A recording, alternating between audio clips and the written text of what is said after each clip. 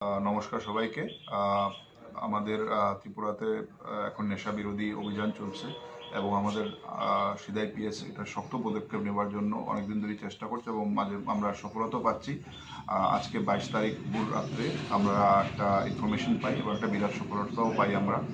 আমরা রবীন্দ্রপল্লী, মোহনপুর রবীন্দ্রপল্লী, গোপালনগরে আমরা একটা সিক্রেট সোর্সে আমরা খবর পাই। অ্যাকর্ডিংলি আমরা একটা বাড়িতে রেড করি এবং ওখান থেকে আমরা অ্যারাউন্ড 30 কিলোস গাঞ্জা, তারপরে ইয়াবা ট্যাবলেটস 800 মতো ইয়াবা ট্যাবলেটস, তারপরে কিছু স্কাপ বটলস, তারপরে এবং প্রচুর পরিমাণে টাকা অ্যারাউন্ড 56 lakhs আমরা ওইখানে রেড করে আমরা একটা বাড়ি থেকে পাই এবং একজনকে অ্যারেস্টও করি।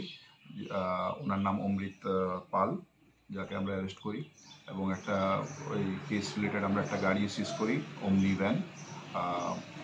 এখন অবধি ফার্দার ইনভেস্টিগেশন চলছে এবং ভবিষ্যতে আমাদের সিধাই পিএস এর নেশা বিরোধী অভিযান খুব শক্ত হবে এবং আমরা এই পদক্ষেপ আমাদের ত্রিপুরাকে নেশামুক্ত করার জন্য আমরা শক্ত পদক্ষেপ নেব। স্যার, গাঁজার পরিমাণটা কত? শুকনো গাঁজা অ্যারাউন্ড 30 কিলোস। স্যার, কোন জায়গায় বলেছেন আবার?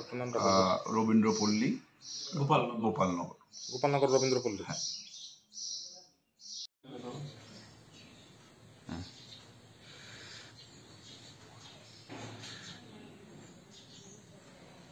Very good morning. দেখুন, দীর্ঘদিন থেকে আমাদের একটা কাছে ইনফরমেশন ছিল যে আমাদের গোপালনগরে এখানে অবৈধভাবে যে ড্রাগস পাচার হচ্ছে।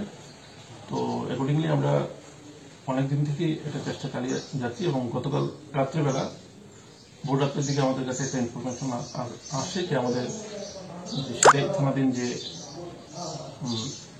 গোপালনগর গ্রাম রয়েছে, সেই গোপালনগর গ্রামের রবীন্দ্রপল্লীতে অমৃত পালের বাড়িতে প্রচুর পরিমাণে নেশার সামগ্রী মজুদ রয়েছে।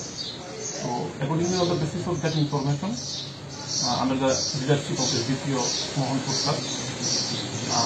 কন্ডাক্টেড রেড এবং আমরা এই বাড়িটাতে রেড করি এবং রেড করে দেখতেই পাচ্ছেন প্রচুর পরিমাণে এখানে গাঁজা সহ আরও অন্যান্য ইয়াবা ট্যাবলেট, স্কাপ এবং ক্যাশ অ্যামাউন্ট অ্যারাউন্ড 56 লাখসের মতো আমরা ওনার বাড়ি থেকে রিকভারি করি এবং ওনার এগেনস্টে আমরা এনডিপিএস এর স্পেসিফিক ধারাতে আমরা কেস রেজিস্টার করি।